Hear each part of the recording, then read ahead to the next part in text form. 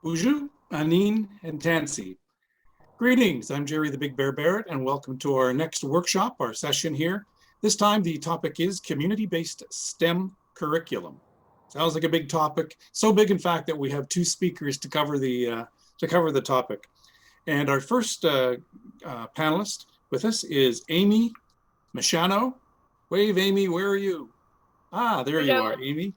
Now, Amy, I would like you to pronounce the community that you're from, because with respect, I don't want to mess it up. Where are you from? We are from Bitigan-Nishnabek. And you're a graduate of Lakehead University with a Master's of Education, Education for Change, Land-Based Studies 2022. Amy has taught in that school since 2010 and is currently the vice principal of the private high school and grade 7 and 8 math teacher for the elementary. Did I miss a community or a school name there? All right. And your special friend there, hello there. This is Katrina Butchler. Hello, Katrina. Hi. I have a Dutch aunt named Katrina. The Scandinavian name, yeah.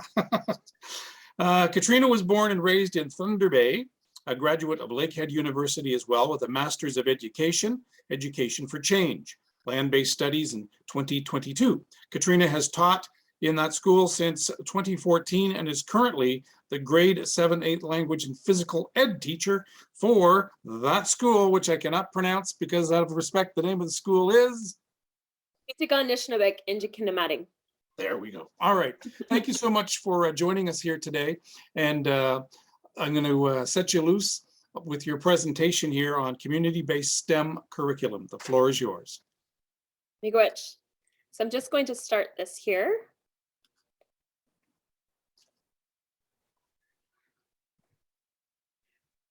Bonjour, everybody. My name is Amy Machano. I am a member of Bitigan-Nishnabek.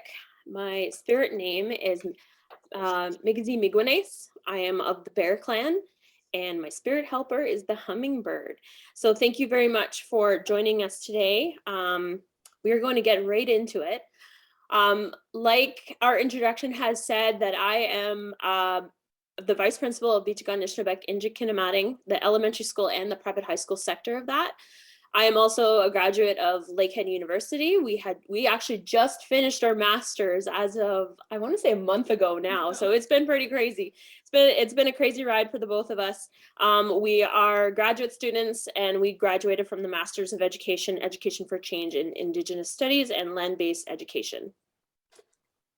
So bonjour, my name is Katrina Butchler. I am non-Indigenous. I am from Thunder Bay, Ontario, though I have been moved to Marathon in about 2014, and I now currently reside in Bitigan with my partner, who is a community member, and I'm now part of this community, a part of this school community, and it's been a wonderful place to live in and to also learn from.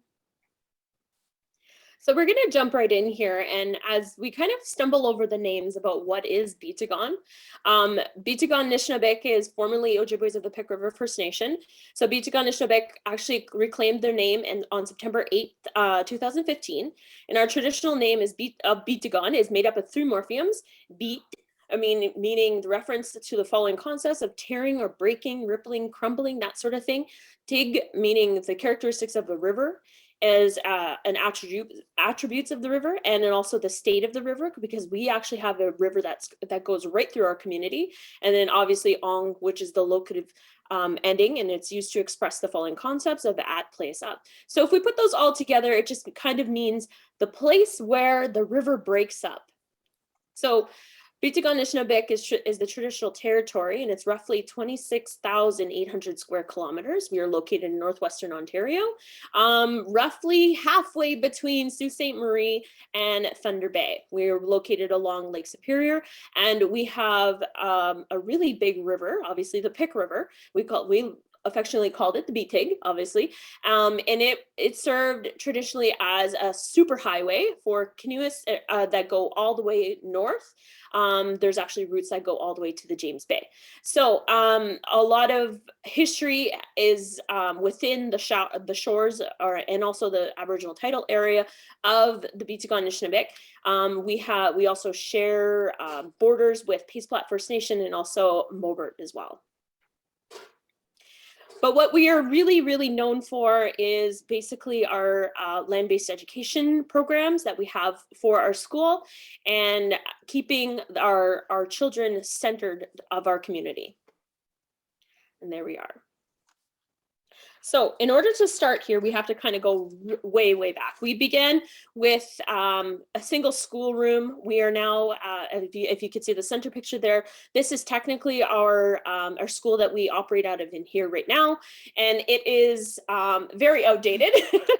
It's more than 6 years old. But as of actually just this spring, we have groundbreaking for a brand new building that we are going to be moving into that is going to be everything that we envisioned in terms of using all of those components that we do throughout this program, and which you'll see soon, because it encompasses all of those different spaces and in those environments to be able to do all of our land-based learning. Okay, so next we're going to go and jump into our community-based curriculum and start looking at where this idea for a community-based curriculum first came from. So some of our education highlights. So if we go way back into the past, 1970 is when Beetigong-Nishnabeg took over the administration and operation of the elementary school. So, and that's when the first on-reserve daycare program was created. Then we go into 1990 when we have language classes added to the daily programming. In 2000, we had Aboriginal Head Start program. Skipped a few there. 1983, the elementary school expansion was added. And 1990 is when Pick River opened the private high school with sites in Long Lac, Mobert, and Ireland. And in 2010, the education umbrella organization. So we now have Head Start, daycare, elementary school, and the private high school. So when we first started talking as a community, what really sort of started the ball rolling on land-based education and looking at the importance of it was in 2007, when a group of community members and education staff and some of the APS officers decided to put on a moose harvesting camp. And that was actually when my partner was in grade 8. So many, many years ago, it felt like, and they took this small class of grade 7, 8 students out onto the land for 2 or 3 days, and they stayed in trailers and they harvested moose.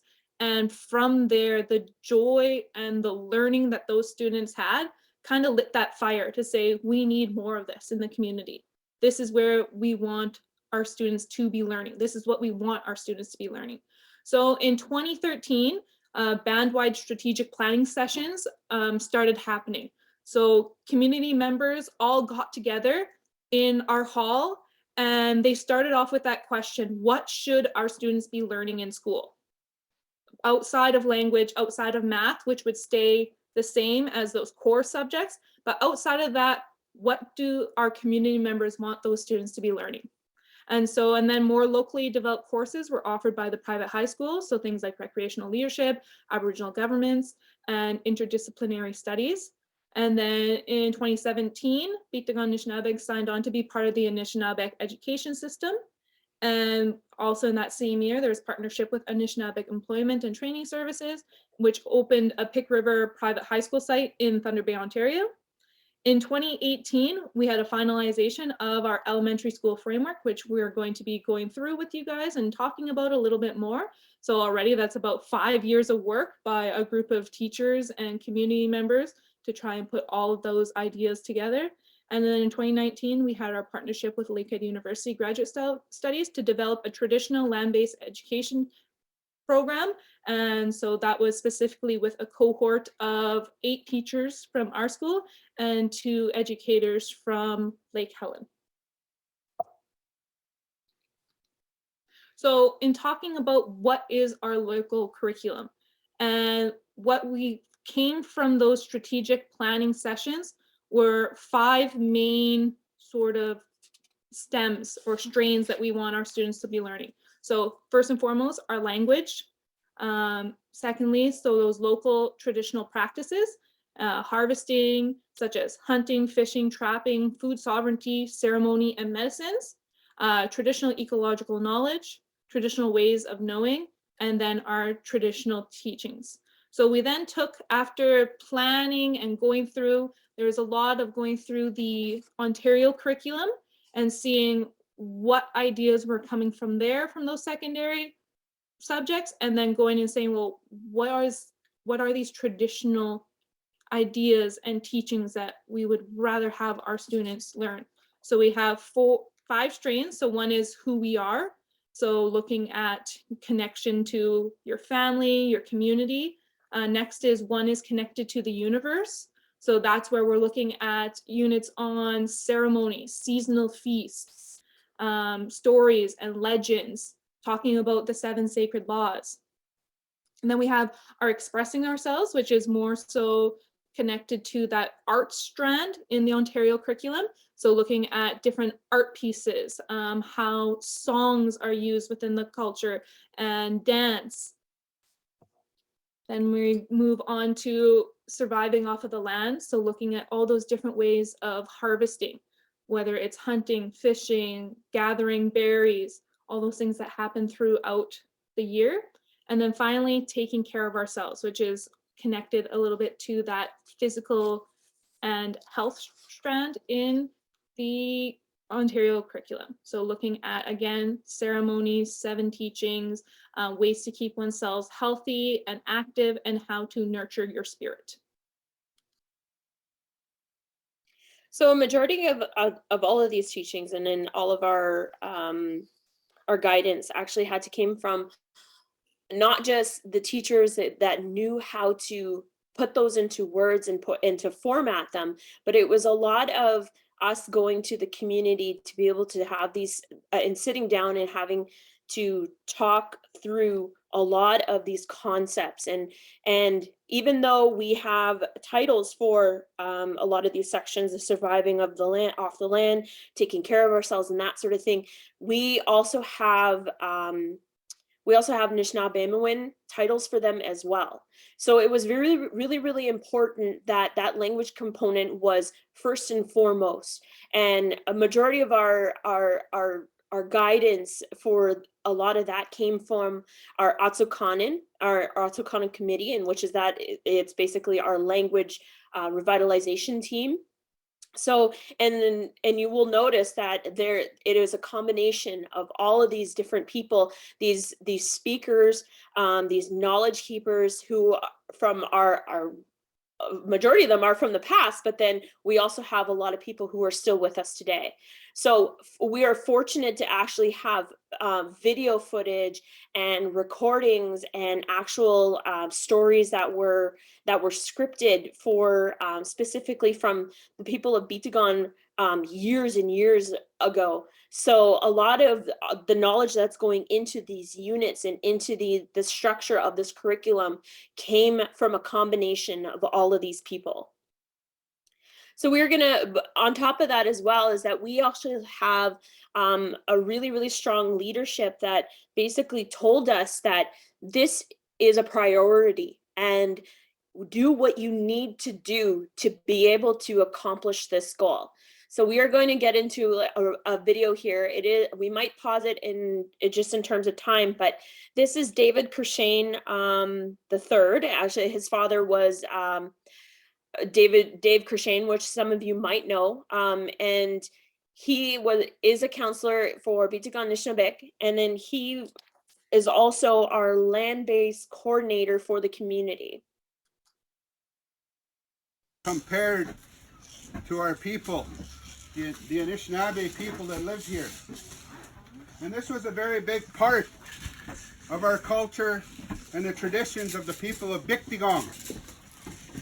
They came down here and they fished, and that was a very important part of who the people were. and who the people are. So that's why we're putting these camps on again for these young ones, so they're able to learn about the history of where they come from. So they're able to grow up strong and proud to know and understand who they are. Believe it or not, there was a time when it was against the law for our people to do these ceremonies, to sound our drums. If our people did that, they were thrown in jail. Today we can do that. And when you have the opportunity to sit with our elders and hear the stories of our people, you hear about those stories. I remember coming here and talking to elders, and they said the people would take off at night and they would go up the river and they were hiding. What were these people doing? They were holding on to the ceremonies. They were holding on to our culture and our traditions. We had to go in hiding to do those things. We don't have to do that anymore. You know, we've had leaders in the past that have fought very hard so we're able to do these ceremonies today. And it's very important that we hold on to our culture and our traditions and our languages, because we as a people, as the Indigenous people of these lands, we have much to offer. We have so much to offer because our people have lived here for thousands upon thousands of years, self-sustaining. And we were very advanced as a people.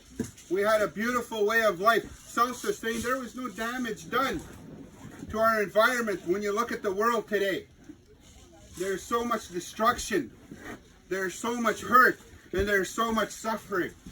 That is why our elders directed us to do these things, to help retain our culture and our traditions and our language, because within that, there's an ancient knowledge that we have as a people. And it's within the things that we do, our cultural practices that we have, our spirituality that we have.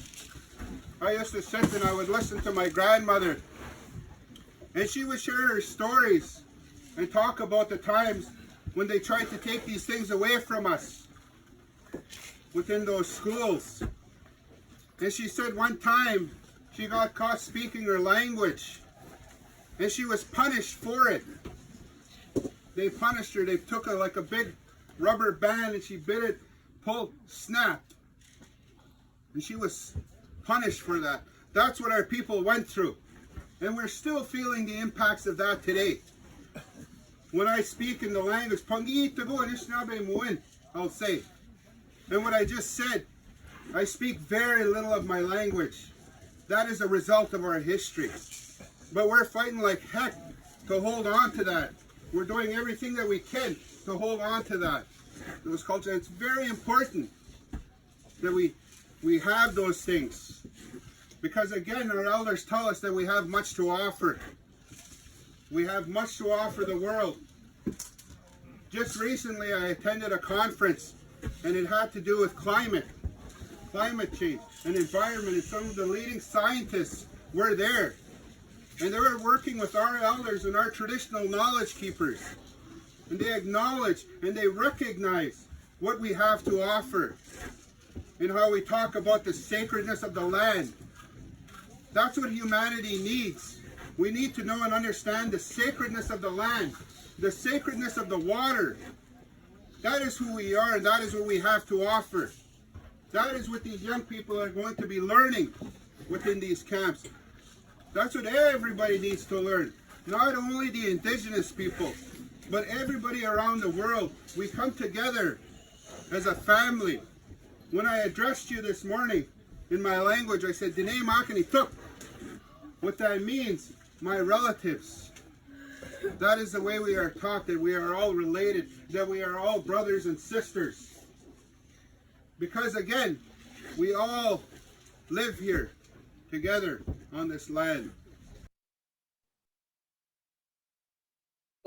Compared. All right. So how we put this all together and how this came about of our STEM education program was through our Masters of Education. So Katrina, myself, actually all of the teachers of Bitigan Anishinaabe went through a Master's of Education program with Lakehead University, as Katrina mentioned prior.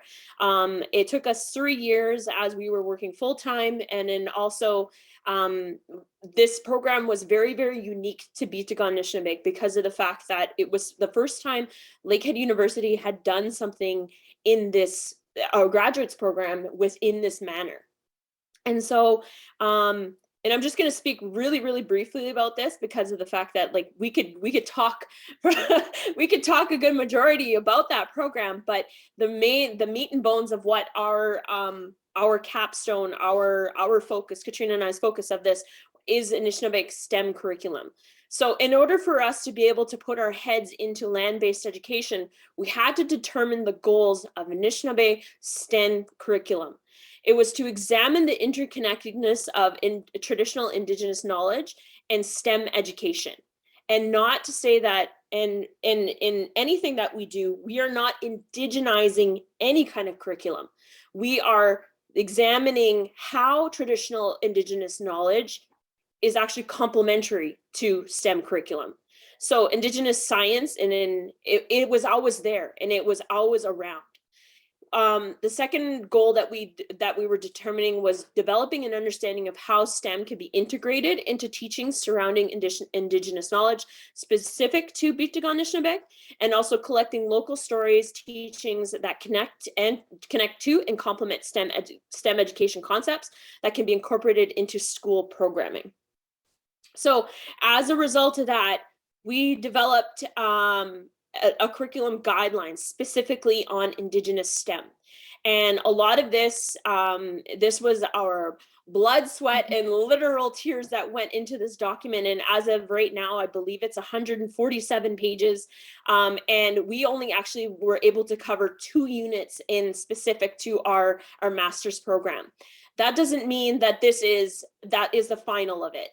This is an ongoing document that will change over time. Obviously, we know that with STEM, a lot of different concepts are introduced and things, especially tech, goes outdated. So a lot of this is an open working document. And in terms of what we've done is we've taken the Atsukanen, the local stories, the sacred stories to Bitigan Anishinaabe. We've gone to the elders. We've collected all of these different stories, and we made them relevant. We prioritized them in the forefront of our STEM education project. And so what's really important is when we first started this project, we immediately, as Western education trained teachers, we were trained in a Eurocentric frame of mind, and we immediately went to, okay, well, let's look at the Ontario curriculum. Let's see what we can look at in the Ontario curriculum and what we can change around to quote unquote indigenize it. And we had to stop ourselves from that. That's just how we have been trained as teachers to think, but that does not fit our students. That does not fit what we really wanted to do, which is privilege the Indigenous knowledge, traditional knowledge that our elders and the ancestors of Bitigan want our students to know. So above everything else, we have privileged the Atsukanen, privileged things that are important to the community, stories and experiences and places that the elders have said are important. And that is what we have kind of formed this STEM units around. And then afterwards we said, okay, now that we have all this down, now we can go and say, okay, this is how somebody could potentially tie it into, grade 7 science. This is how somebody could potentially tie in a connection to math. But at the forefront is this Indigenous knowledge. So for example, when we are looking at some of our lesson plans, you can see even our learning outcomes are not curriculum expectations that you would see in a provincial science document, right? We're looking at students being able to demonstrate safety around fire. That's important, an important survival skill that we want our students to be able to have. Identify those reasons why they may need to start a fire. And then at the end, we actually want them to be doing, to be participating, to have that chance for experiential learning. In every one of our unit lessons, we have included our dream catcher that is looking at the emotional, spiritual, physical, and mental components of our students' well-being and how our lesson plan can tie into each of those 4 components, so that we are really looking at every lesson, really touching and nourishing our students' entire beings. So as we mentioned before, Atsakan and our sacred stories are the basis of all of our curriculum. So, and then also those concepts that the community wanted within everything. But we also acknowledge the fact that once our students reach the age of grade 8 and over, that they do actually have to go into a provincial system. So how is it that we were challenged with the task of being able to prepare them for a provincial system, for those provincial concepts, but also being grounded in those traditional and cultural components for Bitigan Anishinaabe? So how some of those things that we've done that is that we thought very, very critically in terms of things about having to instill science. Hey, how you doing? We have some of the best technical people on the case even as we speak, and we're hoping to get Amy and Katrina up and running in just a little while. Don't you love those words? Sorry, we're experiencing technical difficulty. How do you say that in Ojibwe? Anyway, I'm Jerry the Big Bear Barrett, and it's so wonderful for my brain to be trying to wrap around the concepts that we're dealing with today. I was a 60 scoop E and was raised in a white community, Grand Valley, Ontario. So my elementary school was, you know, all the formal, traditional European ways of learning, and I was never really a great student. I'll put that out there. I was more kind of more into arts and crafts, and I enjoyed reading. I enjoyed storytelling, and that's kind of carried me to where I am today. From all that, I like listening to elders and listening to stories and whatnot. And then I started creating stories, and as a result of that, I became a broadcaster. I went to college and studied radio and television and film broadcasting at Niagara College in Welland, Ontario. And it was a 3-year course, and I finished at the top of my class with the Dean's Honor Roll. And that carried me through 30 years of broadcasting experience through traditional radio. But then I was fortunate enough to work with the Native Communications radio network based out of Winnipeg, based out of Thompson, Manitoba, originally. And I was able to facilitate stories from elders and different community leaders, and for years and years and years. So I was very fortunate in hearing and learning about our people, our culture, teachings that I should have had as a youngster, but I didn't. And so again, because it was a radio network, I was able to chat with elders from all across Manitoba and all across Canada. And not only did I learn about our culture, but also the politics. We have had all kinds of chiefs that use radio as a form of communication. And of course, in the big city of Winnipeg, it's very competitive. So, but the Indigenous Radio Network really didn't concern itself so much with being competitive with the non-Indigenous radio stations. And so we have bingo.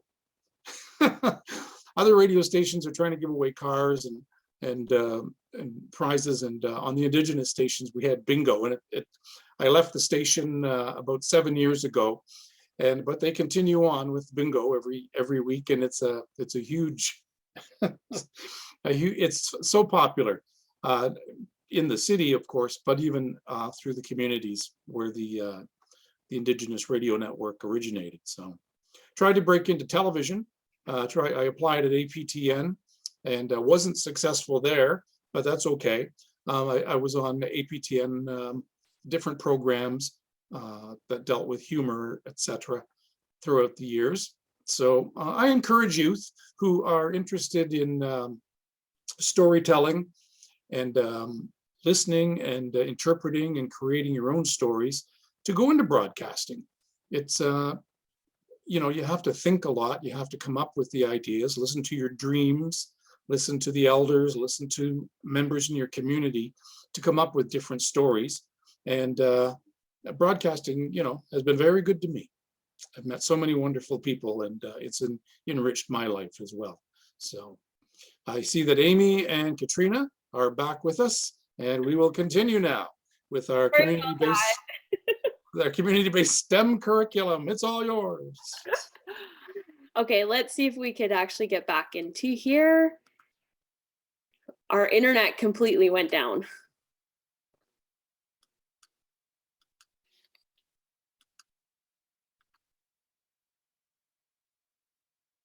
Go.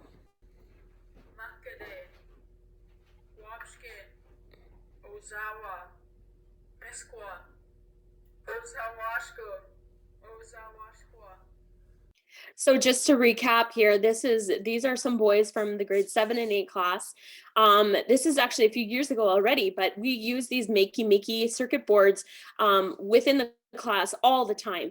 And basically what it is just a very, very basic circuit board that connects to your computer, and you can actually use the free Scratch-based coding from MIT, and it is a block-based coding in which they actually recorded themselves saying the colors in their language and using manipulatives to be able to do like a presentation board for it. So I'm just going to play it again just because I love this video. Go. Makade, Wapshke, Ozawa, Mesqua, Ozawashko, Ozawashqua. And as you can see, a lot of this could definitely translate into so many different concepts. You could do literally like numbers and days of the week and all those different concepts. So, and everything that we do, it becomes like a circular. So if we're learning all of those language concepts and at a very, very early age, by the time that they get to the grade 7 and 8 classroom, they're beginning to reteach those concepts. Go. So, and if right here you can see these are some of the lesson plans that we have created for our Indigenous STEM units. So we've specifically focused on the elements. So looking at Ishkode, so fire, Nibe, water, Aki, earth, and Nodin, wind. So we were only able to get units created or lessons created for the first two elements, so fire and water.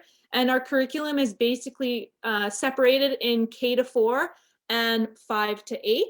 And we really wanted to have that scaffolding. So an understanding in when you're learning traditional Indigenous knowledge and ways of learning, it is very cyclical and you never really stop that learning process. And students are going through a process of listening to elders and knowledge keepers, to observation, so watching people do specific things, then participation, and then finally getting to that point where they are even teaching themselves.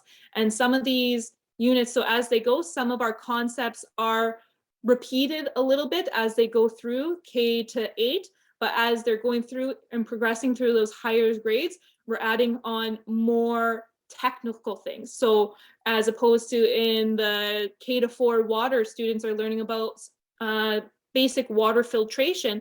By the time they're in grade 5 to 8, they are looking at species and aquatic environments and working with our microhatchery systems where they're actually growing their own walleye and rainbow trout and are working on demonstrating really in-depth concepts of food sovereignty and conservation. So it's really amazing as we've been already incorporating a lot of these lessons throughout our school to see those students growing throughout as they're going through each grade and adding more into their repertoire of knowledge. So some of the bigger highlights that we do throughout the year is that we do a number of camps that are land-based and within the local traditional area of Bitagan and Shebek. As you can see here, this is actually one that happens in the spring. This is our fish camp. We actually just finished fish camp 2-3 weeks ago. So before the river, the beaching actually breaks up, we actually take students along the shores of Lake Superior, and we engage in a week-long camp that when we're netting fish. So species identification, basic camp life, cooking, there's also a number of games. And as you can see here, we actually engage with a number of different partners. Majority of them are the public and the Catholic school boards from other schools. And then also we have a couple of different people who come in to do species identification from Pakistan National Park. And then local elders and community members are also engaged in this project.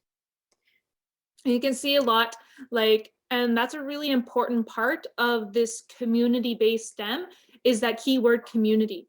And our community has always come together, usually without a lot of asking of them, to come and share their knowledge about filleting fish, share their knowledge about netting fish, even to come, some of the grandmothers and grandfathers will come just to share stories and experiences.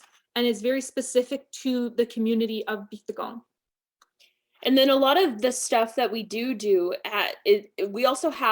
we set up a maker space within that as well. So kids can actually tinker and explore with all these different concepts, anything surrounding water or safety or even motors.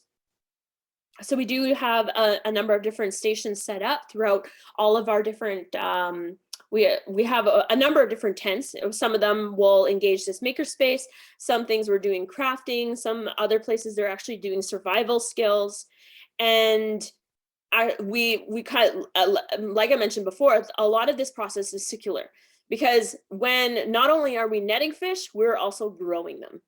Yeah, so again, here's another picture of some of the grade 7, 8s releasing the brook trout that they help to grow within the classroom. So they're part of that whole process of sometimes collecting eggs. When we get into walleye spawning, they're actually a part of the process of going through the whole fertilization and spawning of walleye eggs, which leads to great sexual health conversations. And then it takes on a sense of ownership and pride for these students to know that they're part of a bigger picture. They're part of a bigger picture towards helping to provide food for their future generation, to know that maybe in 10 years when they go fishing in their favorite lake, they're going to be catching something that they help to grow, they help to nourish and nurture within their own classrooms. So we also get into a lot of concepts of food sovereignty, and because we also know that specifically in our area, we need ideal situations for specific species. Not only do we have specific species for animals, but we also get into a lot of the harvesting. So this is a local group that actually is just minutes down the road where we were actually harvesting cranberries. So we go through a process of this, also blueberries and wild rice. This is actually a picture of our very first group that went out to harvest moose back in, was it 2007? So they actually brought the moose back to the community and processed it. Since then, this was our very, very first moose camp. And as you can see here, it has grown exponentially. We receive yearly about 200 members who come from the communities out with the students to live at camp for about a week. Any of the moose that are being pulled in from this area are also skinned, butchered, and packaged, and it's also distributed to every single member that is welcome to come and get meat. And this year was really great that we are actually, COVID kind of dampened it a little bit, but we actually had students that were able to spend the week out with the whole time out there. They were able to go with some of the local hunters out at 5:30, 6 o'clock in the morning, and we're really a whole part of that camp life that just goes beyond just waking up to see a moose. It's, having those conversations, sitting around the fire with some of the elders in the evening time, sharing stories. And the students are learning from kindergarten that process of butchering. As you can see right here, This little girl has learned, this was when she was in kindergarten, now she's in grade 7, and she can process and butcher moose and pack it pretty much on her own. But the students have learned that from such a young age, first starting at scaffolding, at watching. Then by the time they're in grade 3, 4, they're given little plastic knives to start practicing on some of those less desirable pieces of meat, until once they're in grade 7 and 8, they've earned that respect, they've earned that trust to be given their own knives to start butchering on their own. And that's essential life skills that our students carry with them. So we also do a number of things throughout the year as well. So obviously when it becomes partridge season, and also duck and goose season, we also do these things actually right in our backyard of our school as well. The processing of all of the meat goes through a number of different stages, as you can see here. It's also about a mentorship. This little guy here, who is now in grade 7 and 8, has taken it upon himself to actually be very, very involved in the smoking process of the meat. And I believe this is moose that's here, but we also do the same thing with fish. So he takes on this specific role of being able to keep up that fire and keep it at a specific temperature so that it is safe for everybody else. And then another really big portion of our land-based learning is Wild Rice Camp, which we go to in Whitefish Lake.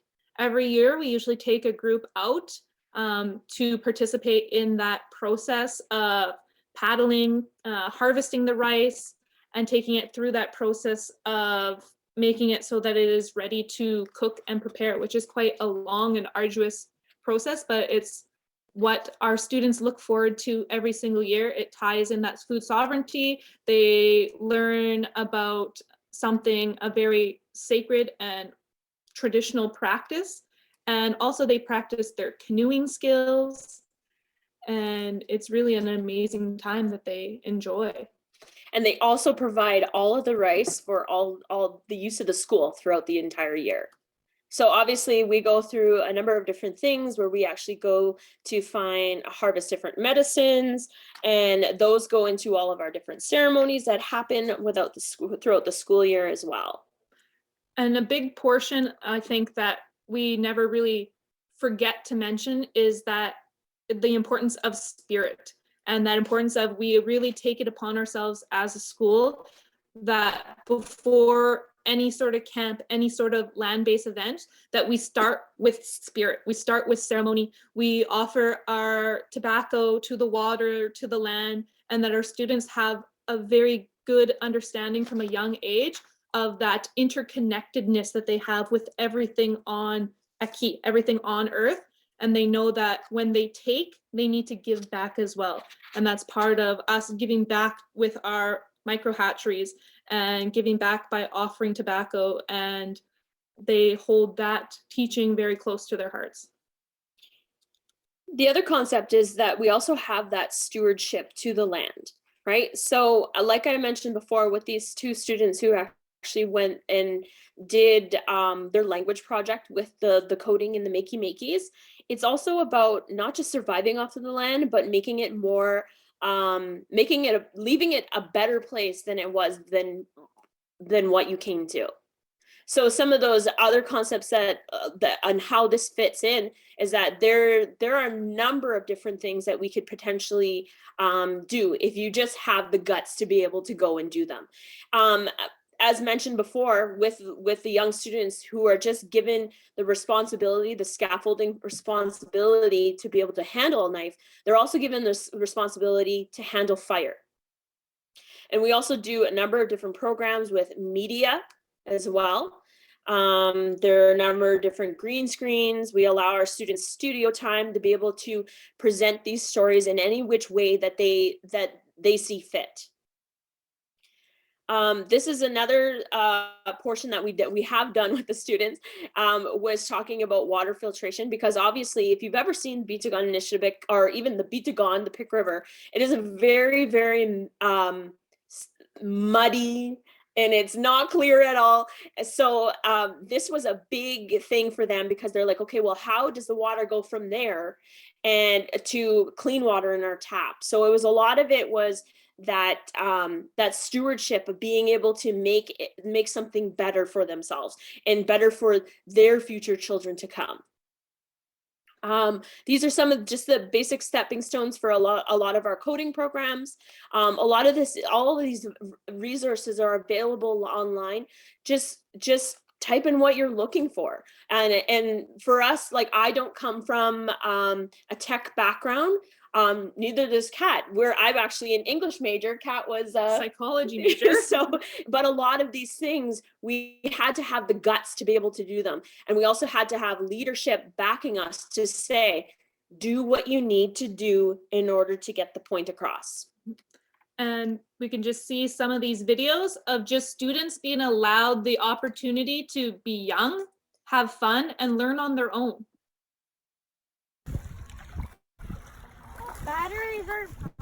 These are actually students who created motors from our makerspace during camps.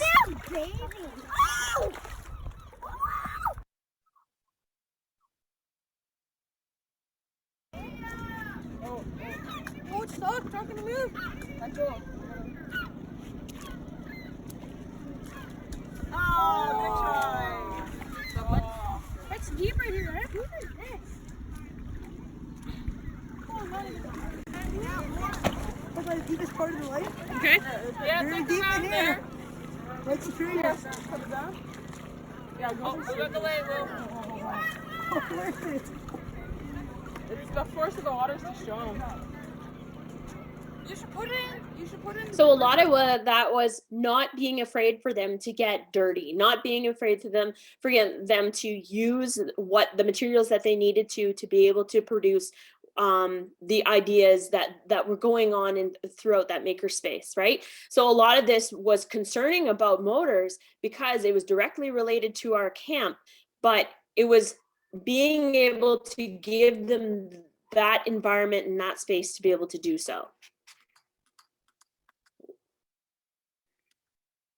So the second part of this, obviously, we go beyond the elementary school. Was we also open up high school credits towards some of our local high schools. So because we are a credit granting institution, we are able to do so.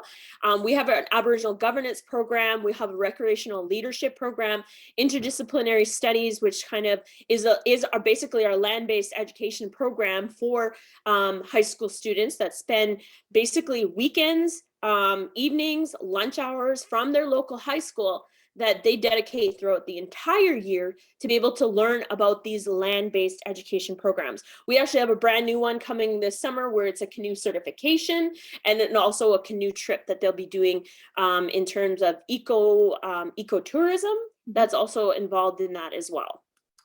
So these are just examples of some of our students who sit with local elders and residents. This is right inside of their schools. We do this not because we get paid for it, because technically the Ontario government doesn't give us any money for these kind of local credits that we grant, but we do it because these are our students. These are our students from our local area that need more of this. Not only do they get a credit, but they're also more connected to the land being able to do so. As you can see here, they're restringing snowshoes with some of the local elders. This was done over an entire weekend. So not only did these kids go to school, they dedicated their entire weekend to be able to learn from some of the local elders as well. And then the little boy that you saw in the very first moose camp, the one who was making the funny face with the orange sweater, this is him here on the left. He is now he now basically works for the school, and he is teaching. So it's a very, very circular type of learning that's going on here. So as mentioned before, we do actually have some really close partnerships with some of our local and public education systems. We do reserve the right to take ownership of a lot of everything that we do. And we're very proud to be able to do that. So, but it's also about building those relationships with your local school boards, training institutions, and also post-secondary institutions. So for anybody who would like, I know it is being recorded, but we do actually have handouts that have the slides on them. If anybody would like those, you can actually access those on the Google Drive that we have supported here. If you do have any questions, we do have our email addresses here as well. Does anybody have any questions? Oh, looks like we have some in the chat box. Where does the funding come from for such traditional teachings? The funding.